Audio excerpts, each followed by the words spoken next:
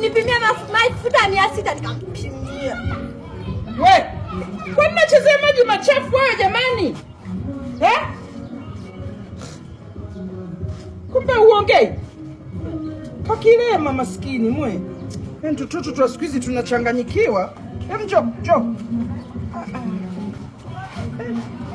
Maskini.